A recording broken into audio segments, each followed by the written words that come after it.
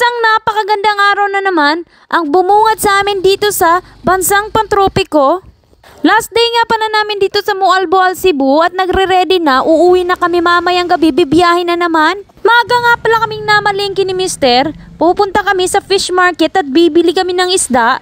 Dahil nga last day namin ngayon, magsi-seafood tayo for dinner tonight. Pagkadating nga namin sa fish market, nakakita ko ng napakaraming swako ito na tawag na sea urchin. Marami pala dito sa Moalboal at binibenta. Napakasarap daw nito, never pa akong nag-try. So ang sabi ko nga, bibili tayo ng isda, magtitinula si mama ngayon at magpiprito din. Alam nyo kasi dito sa Moalboal, yung mga isda nila fresh na fresh talaga at napakasarap. 280 pesos nga pala yung kilo ng isda na malaki. Ganito yung itsura. Tinatawag nga pala ito sa Bisaya na mangko. Paborito talaga ng mga anak ko at napakasarap talaga iprito. Bumili din pala kami ni Mister ng crab at saka bumili din ng hipon. Pag uwi kasi namin sa New Zealand, frozen na yung mga hipon at saka crab na makakain namin doon. Kaya naman sinamantala na talaga namin bago kami umuwi. Napakarami nga palang lamang dagat talaga dito sa fish market. At bumili rin ako ng shell na pwede talagang isabaw. Paborito ito ni mama. So 100 pesos nga pala yung per kilo at bumili na ako. Follower nga pala natin si ate. Maraming salamat sa panunod sa McPherson Family Vlogs. So nakakita din ako ng mga tahong, guso at saka lato. Ito nga pala yung mga paborito kong kainin din.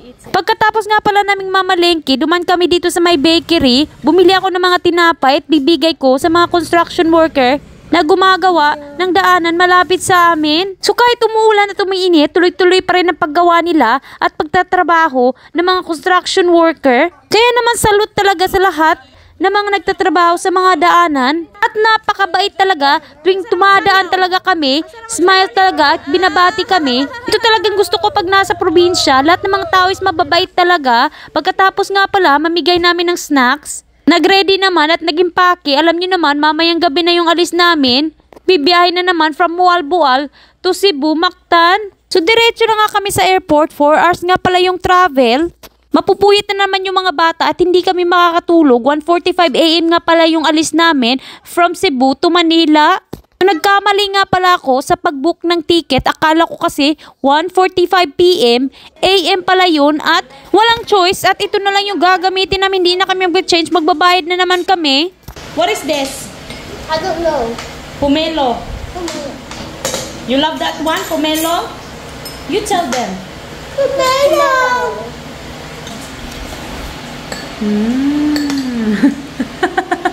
Ang laron. Atugon na kugod to. Dangat ano ron. Paninikad ko lang. So pagkatapos nga pala namin mag-lunch, dinala namin ni Mister si Silas dito nga pala sa barbershop, dito lang sa Basdiot, Moalboal. So si kuya nga pala nagkwento sa amin nung pandemic daw, kakasimula pa lang niya, gumagamit lang siya ng gunting at saka suklays, wala siyang mga gamit. Sponsor daw ito, lahat ng mga gamit niya, mga upuan at saka razor. Marami dang mga vloggers na pumupunta dito, usually daw mga foreign vloggers, namimigay ng mga bagay-bagay kay kuya at sponsoran siya. So pagka-uwi nga pala namin, pupuntahan nga pala namin si Ate Rowena. Ito nga pala yung manager dito sa Falvera Palma. Meron nga pala kaming binalot para sa kanya, regalo namin kasi napakabait talaga. At all the time na lang iniimbita kami sa mga kainan. At siya nga na yung nag-welcome sa amin dito sa Moalboal at nagpasaya talaga sa amin dito. So kung naghahanap kayo kung saan kayo magsastay dito sa Moalboal, Palmera Palma nga pala, napakaganda na accommodation nila dito at affordable pa talaga. So nagluto nga pala si Mister ng ating prawn at saka crab. At ready na kumain ng dinner. Meron din tayong tinola. So mamimiss ko talaga lahat ng seafood dito sa Pilipinas pag uwi namin. Mamimiss ko ng isdang tulingan, crab of course, hipon at saka guso. Kakain sana kami sa labas ngayon for dinner. Pero sabi ko kay Mister, dito na lang sa bahay at magluluto na lang ng seafoods. Pagkatapos nga pala naming mag-dinner, nag-ready na, pack up na kami. Alas 8 nga pala ng gabi, yung pick up namin sa van. At of course, mag-goodbye na tayo sa Palmera Palma at sa Moalboal. Mamimiss talaga namin ang lugar na ito. Nag-enjoy talaga kami ng sobrang-sobra. Siguro next time na uuwi naman kami ng Pilipinas, babalikan talaga namin ang lugar na ito. Dumaan nga pala ako sa isang pasalubong center dito sa Karkar, Cebu. Namili ako ng chicharon at saka otap. Alam niyo naman napakasarap ng chicharon dito sa Karkar at wala talagang makakatumbas. Pagkatapos ng 3 hours na biyahe, nakarating na rin kami sa airport.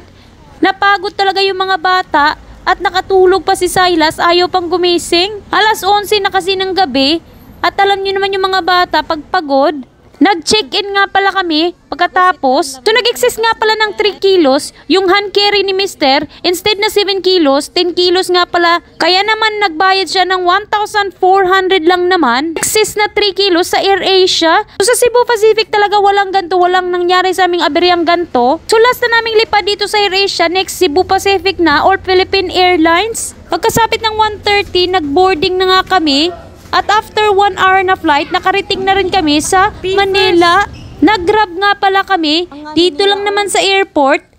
At nagpahatid na sa aming hotel dito nga pala sa Las Piñas, the Excelsior Hotel. So first time nga pala namin dito sa Las Piñas, never pa kami nakapunta dito.